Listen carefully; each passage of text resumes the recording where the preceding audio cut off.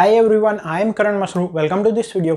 इस वीडियो में हम डिस्कस करने वाले कोड फोर्सेस राउंड 857 डिवीजन 2 का problem B, that is settlement of guinea pigs. As always, let's start by understanding the question. Dasa loves Geneva pigs very much. In this regard, she decided to settle as many Geneva pigs at home as possible and develop a plan for the next N days. ठीक है, क्या बोला गया है कि दासा को जो है वो जिनेवा पिग्स काफ़ी पसंद है and because of this reason she decided to settle as many pigs as possible at her home. और इसके लिए उसने नेक्स्ट एन डेज का जो है वो प्लान बनाया है। ठीक है, फिर आगे दिया गया है प्लान क्या है। Every day she will either buy a new Geneva pig और call a doctor to examine all her pets. तो हर एक दिन या तो वो किसी दिन एक नया जिनेवा पिग खरीदेगी या तो फिर वो डॉक्टर को बुलाएगी to examine all her pets. मतलब कि अभी तक मान लो आइथ डे पे डॉक्टर आता है तो 1 से लेके I-1 डेज तक जितने भी पिग्स खरीदे होंगे उनको एग्जामिन करने के लिए। Unfortunately, the store where she was going to buy Geneva pigs doesn't understood them. Therefore, it cannot determine their gender. Dasa cannot do it either. The only one who can help is a doctor. ठीक है, तो ये जो pigs है उनका gender क्या है ये सिर्फ और सिर्फ कौन बता सकता है? डॉक्टर बता सकता है, ऐसा बोला गया है। ठीक है, okay. To keep Geneva pigs aviaries are needed. Dasha plans to buy them in the same store. ठीक है, अब ये जो पिग्स है इनको रखने के लिए एवियरीज रिक्वायर्ड है और ये जो है दासा डिसाइड करती है कि सेम स्टोर से खरीदने हैं एवियरीज जिसमें कि पिग्स को रख सकते हैं। Okay, unfortunately only one species is sold there और डबल एवियरी। सिर्फ एक ही टाइप की एवियरी पॉसिबल है जिसका नाम क्या है? Double aviary. Okay, no more than 2 pigs can live in it. और ये इस तरह का है कि इसमें less than equal to 2 pigs ही रह सकते हैं। मतलब या तो खाली या तो एक पिग या तो maximum 2 pigs. Since Dasa doesn't want to cause moral injury to her pets, she will not settle 2 Geneva pigs of different gender in one aviary. ठीक है, अब एक एवियरी एक ही टाइप की अवेलेबल है, दैट इज डबल एवियरी जिसमें कि मैक्सिमम 2 पिग्स रह सकते हैं।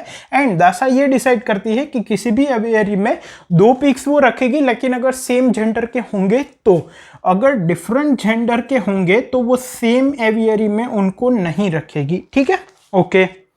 Help Dasa calculate how many aviaries at least you need to buy so that at moment of time 2 Geneva pigs of different gender live in the same so that at any moment of time 2 Geneva pigs of different gender live in the so that at no moment of time 2 Geneva pigs of different gender live in the same aviary।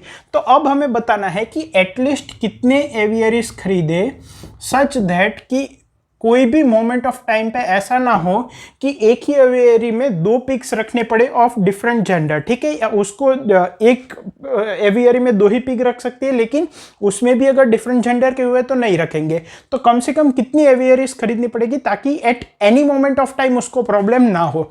Any moment of time क्यों बोला गया है? क्योंकि N days की बात है, तो हर एक दिन पिग नया पिग आ सकता है या तो डॉक्टर पुराने पिग्स का जेंडर बता सकता है। तो depending upon that requirement of aviaries can very.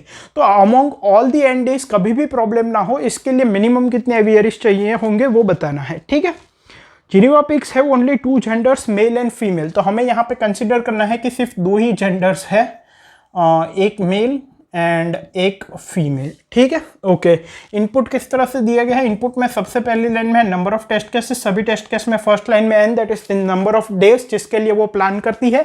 And next line में एरे बी दिया गया है। एरे बी में टोटल एन वैल्यूज है। अगर बी आई की वैल्यू 1 या 2 दोनों में से एक ही हो सकती है। अगर बी आई की वैल्यू 1 है मतलब नया पिग लेने जाएगी वो। अगर बी आई की वैल्यू 2 है तो डॉक्टर आएगा एंड एग्जामिन करेगा उस दिन पे जितने भी पेट्स है उनको। आउटपुट में हमें क्या डिस्प्ले करना है? आउटपुट में हमें मिनिमम कितने एवियरीज खरीदने पड़ेंगे वो हर एक टेस्ट केस के लिए डिस्प्ले करना है सच दैट कि सभी पिग्स रह जाए एंड किसी भी एक एवियरी में सेम जेंडर के 2 पिग्स ना रहे, मैक्सिमम 2 पिग्स रहे। ठीक है, वो भी एक एवियरी में 2 डिफरेंट जेंडर के पिग्स ना रहे एक साथ एंड किसी भी एवियरी में मैक्सिमम 2 रहे सेम जेंडर के अगर है तो। आई होप क्वेश्चन क्लियर है। अब देखते हैं इसका कंसेप्ट देखते हैं। सो यहाँ पे अगर कंसेप्ट इम्प्लीमेंटेशन की बात करें, हम कंसेप्ट समझते समझते इम्प्लीमेंटेशन पे मूव हो जाएंगे। तो यहाँ पे अगर कंसेप्ट की बात करें तो देखो, एक तरह से नेक्स्ट एन डेज का प्लान है दासा के पास, ठीक है। अगर आइथ डे पे अगर BI की वैल्यू 1 है तो एक नया पिग खरीदेगी वो। अगर आइथ डे पे BI की वैल्यू 2 है तो डॉक्टर आएगा और अभी तक जितने भी पिग खरीदे उनको एग्जामिन करेगा। अब यहाँ पे क्या रूल्स है कि पिग्स को रखने के लिए हमें एवियरीज चाहिए। अब ये जो एवियरीज है इसमें एक एवियरी में मैक्सिमम 2 पिग रह सकते हैं। ऑल्सो दासा क्या चाहती है कि वो एक एवियरी में 2 डिफरेंट जेंडर के पिग्स को ना रखे, ठीक है। और डॉक्टर जो है वही जेंडर डिटरमाइन कर सकता है पिग का, दासा खुद से नहीं कर सकती। तो हमें मिनिमम कितने एवियरीज खरीदने पड़ेंगे ताकि कभी भी ये प्रॉब्लम ना हो पिग्स को रखने की, मतलब कि हम कंस्ट्रेंट सेटिस्फाई कर पाए। एक एवियरी में मैक्सिमम 2 पिग रहेंगे और वो भी अगर सेम जेंडर के हैं, तो अगर डिफरेंट जेंडर के हैं तो उनको अलग अलग एवियरीज में रखना पड़ेगा। तो इसके लिए मिनिमम कितने एवियरीज खरीदे सच दैट कि हमें प्रॉब्लम ना हो। अब एक बात समझो, यहाँ पे हमें एक वर्ड यूज किया गया है at any moment of time. ऐसा क्यों बोला गया है? क्योंकि यहाँ पे एन डेज के बारे में हमें डिटेल्स दी गई है, ठीक है। तो हो सकता है कि यहाँ तक मान लो हमें 10 एवियरीज चाहिए, लेकिन यहाँ पे डॉक्टर आ जाता है एंड जेंडर पता चल जाता है एंड उसके बाद हमें लेट सपोज कि 5 एवियरीज ही चाहिए, लेट सपोज। तो उसकी वजह से, लेकिन हमारा आंसर तो 10 होगा, क्योंकि इस मोमेंट ऑफ टाइम पे तो हमें जब जेंडर पता नहीं है तब तो 10 एवियरीज ही चाहिए होंगे, ठीक है। हो सकता है कि यहाँ पे मान लो पिग्स हम खरीदते गए और हमें एक मोमेंट ऑफ टाइम पे 10 एवियरीज की रिक्वायरमेंट हुई, ठीक है। कहने का मतलब क्या है, अभी हम डिटेल में जाएंगे, लेकिन कहने का मतलब क्या है कि हमें सिर्फ फाइनल डिटरमाइन नहीं करना है। अगर आप क्वेश्चन में सिर्फ फाइनली कितने चाहिए ये डिटरमाइन करोगे तो प्रॉब्लम होगी। हमें हर एक स्टेप पे देखना होगा कि कितने एवियरीज चाहिए होंगे at that point of time, and overall जो मैक्सिमम रिक्वायरमेंट होगी at any given point of time वो होगा list number of aviaries required so that problem does not occur at any moment of time, ठीक है। Okay, अब कितने चाहिए होंगे? आप एक बात समझो, अगर मेरे पास k नंबर ऑफ पिग्स है जिनका जेंडर मुझे पता ही नहीं है तो मुझे k एवियरीज चाहिए होंगे। सिंपल, मान लो मेरे पास जैसे कि 1 1 1 1 1 2 इस तरह से मेरा बी एरे है। तो जब मैं यहाँ पे हूँ तब तक मैंने 5 पिग्स खरीदे, लेकिन किसी का भी जेंडर तो पता नहीं है, तो हम कंबाइन तो कर ही नहीं सकते। भाई सेम जेंडर के होंगे तो कंबाइन कर सकते हैं, ठीक है। ऑब्वियसली इसमें सेम जेंडर के भी होंगे क्योंकि 2 ही जेंडर है, मेल एंड फीमेल, बट हमें पता ही नहीं है। इसलिए ये जो अननोन है, ये मान लो 5 है तो इनके लिए हमें 5 एवियरीज रखनी पड़ेगी, क्योंकि इनके साथ हम दूसरे पिग्स को कंबाइन ही नहीं कर सकते क्योंकि इनका जेंडर ही नहीं पता, ठीक है। ओके, पहली चीज। दूसरी चीज, जब हमें जेंडर पता चल जाता है तब कितने पिग्स है उनको कितने हमें यहाँ पे अगर मान लो b की वैल्यू 2 है किसी पॉइंट पे, तो तब तक जितने भी पिग्स खरीदे होंगे उनका जेंडर पता चल जाएगा, लेकिन एग्जैक्ट काउंट तो पता नहीं है कि कितने मेल हैं कितने फीमेल हैं। तो हमें इस अजम्पशन के साथ चलना पड़ेगा कि for a certain amount of pigs जिनका जेंडर हमें पता है, मैक्सिमम कितनी एवियरीज चाहिए। फॉर एग्जाम्पल, अगर मान लो मेरे पास 2 पिग्स है, ठीक है, तो दोनों मेल भी हो सकते हैं, ठीक है, तो दोनों को मैंने इसमें रख दिया। दोनों फीमेल भी हो सकते हैं तो भी मैंने दोनों को एक ही एवियरी में रख दिया। लेकिन दोनों डिफरेंट भी हो सकते हैं तो फर्स्ट को यहाँ पे दूसरे पिग को यहाँ पे रखना पड़ेगा। तो अगर मान लो b की वैल्यू है 1 1 2, तो इस पॉइंट ऑफ टाइम पे डॉक्टर आया और उसने इन दोनों का जेंडर बता दिया, लेकिन एग्जैक्ट क्या वैल्यू है ये तो पता नहीं है, बस जेंडर बता दिया। तो हमें इस केस को कंसीडर करके चलना होगा कि इन द वर्स्ट केस अगर हम 2 एवियरीज खरीदेंगे तो भी हमारा काम हो जाएगा, ठीक है। अब आप बोलोगे कि ये अननोन में और इसमें क्या फर्क है? डेफिनेटली फर्क है। जब आपको जेंडर पता ही नहीं है तो 5 पिग्स के लिए आपको 5 एवियरीज खरीदनी ही पड़ेगी और कोई ऑप्शन नहीं है। लेकिन अगर मैं बात करूं कि आपके पास इस मोमेंट ऑफ टाइम पे जब आपको इन 5 का जेंडर पता है, डेफिनेटली कितने मेल कितने फीमेल वो नहीं पता है, लेकिन जैसे यहाँ पे 2 पिग्स है तो 3 केसेस हो सकते हैं, दोनों मेल दोनों फीमेल, एक मेल एक फीमेल, तो हम ये वर्स्ट केस लेके चल रहे हैं। सिमिलरली अगर 5 पिग्स है जिनका जेंडर पता है तो वर्स्ट केस क्या हो सकता है ये देखना पड़ेगा। मतलब कि वर्स्ट केस क्या हो सकता है, हम 5 पिग हमें इस तरह से चाहिए such that number of एवियरीज maximum हो, वो वर्स्ट केस हो जाएगा for 5 pigs of non gender. तो वो कैसे हो सकता है? मान लो ये first pig, second pig, third pig, fourth pig, fifth pig है, ठीक है। ये मान लो मेल है तो इसको इस एवियरी में रख दिया। अब ये मान लो फीमेल है तो इसके लिए नया एवियरी खरीदना पड़ेगा। अगर ये मेल होता तो सेम में आ जाता, लेकिन हमारी कोशिश ये है कि ज्यादा से ज्यादा एवियरी बने, ठीक है, क्योंकि हम वर्स्ट केस ऑब्जर्व कर रहे हैं। तो अगर ये सेकंड फीमेल है तो ये, अब थर्ड अगर मेल होगा तो इसके साथ चला जाएगा, अगर फीमेल होगा तो इसके साथ चला जाएगा, मतलब नया हमें खरीदना नहीं पड़ेगा। सो ऑब्वियसली हम कुछ भी असाइन कर सकते हैं।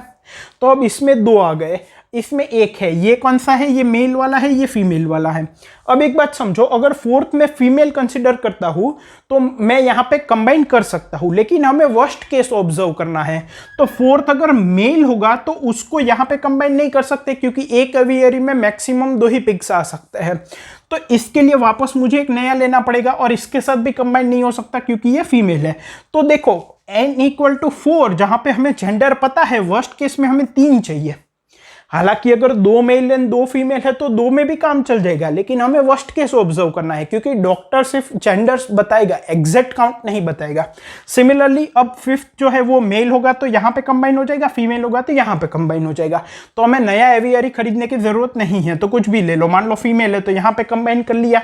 तो अगर 5 पिग्स है मेरे पास जिनका जेंडर मुझे पता है, मतलब इस पॉइंट ऑफ टाइम पे, तो मुझे मैक्सिमम 3 एवियरीज चाहिए इन द वर्स्ट केस, ठीक है। 4 है तो भी 3 चाहिए इन द वर्स्ट केस। हाँ, बेटर केस में 2 में भी हो सकता है, 2 मेल 2 फीमेल, लेकिन हमें वर्स्ट केस ध्यान में रखना है। तो अब क्लियर हुआ। देखो अगर 5 पिग्स है जिनका जेंडर बिल्कुल पता नहीं है तो ऑब्वियसली 5 एवियरीज चाहिए, लेकिन अगर 5 पिग्स है जिनका जेंडर पता है लेकिन एग्जैक्ट काउंट नहीं पता है, तो वर्स्ट केस क्या हो गया? 3 एवियरीज चाहिए। तो अब इसमें और इसमें भी डिफरेंस समझ में आ गया। तो हमें यहाँ पे क्या करना पड़ेगा? हमें हर एक पॉइंट पे मूव होना पड़ेगा, एंड अगर BI की वैल्यू 1 है तो हमें 2 काउंटर रखने पड़ेंगे, एक नॉन पिग्स के जेंडर का काउंटर, एक अननोन का। अननोन के जितने हैं उनका तो अलग ही एवियरी लेना पड़ेगा, और नोन जो है उनके लिए वर्स्ट केस क्या होगा ये देखना पड़ेगा, ठीक है। तो BI की वैल्यू क्या हो जाएगी? 1। BI की वैल्यू अगर 1 है तो जो अननोन पिक्स का जो हम काउंटर मेंटेन करके रख रहे हैं उसको बढ़ाना पड़ेगा, एंड देखना पड़ेगा कि उस पॉइंट ऑफ टाइम पे नॉन और अननोन को कंबाइन करके कितने एवियरीज चाहिए। अगर BI की वैल्यू 2 है तो अभी तक जितने भी पिक्स है उनकी काउंटिंग हमें नॉन में लेनी पड़ेगी, क्योंकि BI की वैल्यू 2 मतलब डॉक्टर आया है, और बाद में देखना पड़ेगा कि कितने एवियरीज चाहिए। ऐसा I = 1 to n के लिए हम करेंगे कि हर एक स्टेप पे हमें कितने एवियरीज चाहिए minimum to satisfy all these constraints, and out of all this from 1 to n maximum जो आंसर aviaries required होगा at any point of time, that would be our answer. That is the minimum number of aviaries required to satisfy the given constraint and hold the pigs, ठीक है। अब यहाँ पे हमने 2 चीजें discuss की। एक तो कि अगर अननोन है तो ठीक है, चलो उन सभी के लिए अलग ही लेना पड़ेगा क्योंकि उनको कंबाइन कर ही नहीं सकते, लेकिन नोन है तो वर्स्ट केस में कितना चाहिए? तो इसका कुछ हम कुछ एग्जांपल्स देखते हैं फॉर स्मॉलर वैल्यूज, और उससे शायद हमें कुछ पैटर्न दिख जाए। अगर 1 है हमारे पास, ठीक है, अगर हमारे पास 1 पिग है तो उसको तो 1 ही चाहिए एवियरी।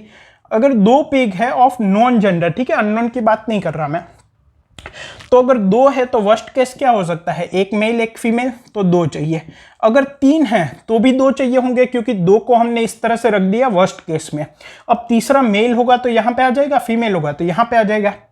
4 में कितने चाहिए? अगर 4 पिग्स है तो 3 एवियरीज चाहिए। क्यों? क्योंकि यहाँ पे 2 मेल और 1 फीमेल है। अब चौथा भी मान लो मेल आ गया तो उसके लिए नया खरीदना पड़ेगा। अगर 5 है तो कितना चाहिए? 5 है तो 3 ही चाहिए, क्योंकि अगर फीमेल आएगा तो यहाँ पे कंबाइन कर देंगे, अगर मेल आएगा तो यहाँ पे कंबाइन कर देंगे। 6 अगर पिग्स होंगे तो कितने एवियरीज चाहिए होंगे? 4। क्यों? क्योंकि मान लो यहाँ पे 2 मेल 2 फीमेल और ये भी मेल, इस तरह से अभी तक आया है। अब जो 6 थे वो मान लो फीमेल आ गया तो उसको यहाँ पे कंबाइन नहीं कर सकते, उसके लिए नया एवियरी बनाना पड़ेगा। और ये पैटर्न कैसी होगी? 1 2 2 3 3 4 4 5 5 6 6 7 7 एंड सो ऑन। सो अगर मेरे पास नोन नंबर ऑफ पिक्स कितने हैं, वो जितने भी होंगे उनके लिए उनके रिस्पेक्ट में इतने मुझे एवियरीज चाहिए होंगे इन द वर्स्ट केस। जो अननोन जेंडर के हैं उनके लिए तो मान लो 10 है तो 10 एवियरीज रखने ही पड़ेंगे, उनको कंबाइन नहीं कर सकते। तो अब हम क्या कर सकते हैं, i equal to 1 to n move करेंगे, नॉन पिक्स का, नॉन जेंडर वाले पिक्स का काउंट रखेंगे, नॉन जेंडर का काउंट रखेंगे, एंड हर एक पॉइंट पे हम आंसर को जो है हर एक पॉइंट पे कितने मिनिमम एवियरीज चाहिए उनके साथ कंपेयर करके देखेंगे कि मैक्सिमम कितने एवियरीज चाहिए होंगे among all the N time stamps, वही हमारा आंसर हो जाएगा। सॉरी। तो एक आंसर वेरिएबल ले लेते हैं 0, फिर एक C1 और equal to C2 equal to 0 ले लेते हैं। C1 क्या है, नॉन जेंडर वाले पिक्स, C2 क्या है, अननोन वाले। अब मैं क्या करूंगा, for i equal to 0, i is less than n, i plus plus, ठीक है। If b of i equals to 2, मतलब कि डॉक्टर आया, अगर डॉक्टर आया तो अभी तक C1 में क्या था, नॉन जेंडर वाले, C2 में अननोन वाले। अब C2 में जो अननोन जेंडर वाले पिक्स थे वो भी नॉन हो जाएंगे क्योंकि डॉक्टर आया, उसने एग्जामिन किया होगा। तो C1 equal to C1 plus C2 में कह सकता हूं, क्योंकि अब सारे नॉन जेंडर वाले पिक्स हो गए। C2 की काउंट 0 कर देंगे वापस, भाई 1 1 1 2 1 1 1 ऐसे आया, तो इस पॉइंट ऑफ टाइम पे तो इनका जेंडर पता चल जाएगा। तो C2 की वैल्यू 0 कर देंगे, फिर वापस यहाँ पे 1 हो जाएगी, यहाँ पे 2 हो जाएगी, यहाँ पे 3 हो जाएगी, दैट इज अननोन जेंडर वाले पिक्स, ठीक है। एल्स C2 को प्लस प्लस कर देंगे अननोन जेंडर वाले पिक्स का, ठीक है। तो अब हमारे पास C1 में at a given point of time non gender के पिक्स का काउंट है और C2 में अननोन का काउंट है। तो C1 में आंसर क्या होगा, अगर इस पैटर्न को देखें, then it is C1 plus 2/2। यहां पे आप देखो, अगर एक है तो 1 plus 3/2, 3/2, 1 plus 2/2, 1 plus 2/2 that is 3/2, that is 1, 2 plus 2 that is 4/2 is 2, 3 plus 2 5/2 is 2, 4 plus 2 6/2 is 3, and so on C1 plus 2/2, ठीक है। So answer would be equal to maximum of answer comma C1 plus 2/2। C2 की count तो 0 ही है, लेकिन अगर pig आता है तो answer equal to max of answer comma C1 plus 1/2। ये नॉन जेंडर वाले पिग्स के लिए इतने एवियरीज चाहिए होंगे, प्लस C2, क्योंकि C2 number of unknown gender वाले पिग्स है, उनको तो सबको अलग अलग में ही रखना पड़ेगा। और and over all the values of i, जो मैक्सिमम वैल्यू ऑफ आंसर देगा वही हमारा आंसर हो जाएगा। और एक चीज यहाँ पे और एक इफ कंडीशन लगानी पड़ेगी, क्या, अगर C1 की वैल्यू 0 है तो ये जो टर्म है C1 प्लस 2/2 वो 1 होगा। लेकिन अगर C1 की वैल्यू 0 है, मतलब कि नॉन जेंडर वाले पिक्स ही नहीं है, तो उनके लिए एवियरीज भी नहीं रिक्वायर्ड होगी, ठीक है, क्लियर है। तो जैसे कि 1 1 1 2, तो इस पॉइंट ऑफ टाइम पे इस पॉइंट ऑफ टाइम पे C1 की वैल्यू 0 है, C2 की वैल्यू 3 है, तो मेरे पास अननोन जेंडर वाले 3 पिक्स है लेकिन नॉन जेंडर वाले 0 है। बट इस फॉर्मूले से हमें क्या मिल रहा है, 0 प्लस 2/2 क्या मिल रहा है, 1, जो कि हमने इसके लिए एक पैटर्न बनाई है। तो ये एक केस का ध्यान रखना पड़ेगा, अगर C1 ग्रेटर देन 0 है तो ही ये लेना है, वरना ये टर्म नहीं लेना है, ठीक है। और टाइम कॉम्प्लेक्सिटी की बात करें तो यहाँ पे क्या हो जाएगा, टाइम कॉम्प्लेक्सिटी n साइज का फॉर लूप लग रहा है, सो बिग ऑफ n हो जाएगा, and summation of n overall the test cases less than 10⁵ दिया गया है, तो गिवन टाइम में इजीली हो जाएगा। आई होप आपको क्वेश्चन, कंसेप्ट, इंप्लीमेंटेशन तीनों क्लियर है। ऑल्सो इस तरह के क्वेश्चंस को सॉल्व करने के लिए, अपने आप को अपस्किल करने के लिए, अच्छे से जॉब पाने के लिए, अगर आप सॉफ्टवेयर डोमेन में चाहते हो, then Newton school can help you. Newton school के फुल स्टैक डेवलपमेंट कोर्स में एनरोल करके you can learn the latest tools and technologies from the industry experts themselves. Here you will get one-on-one guidance and mentorship until your placements. More than 1,500 students are already placed across 800 plus companies. And the timings are also very flexible and EMI options are also available on this course. For more information, check out the first link which is given there in the description. Thank you.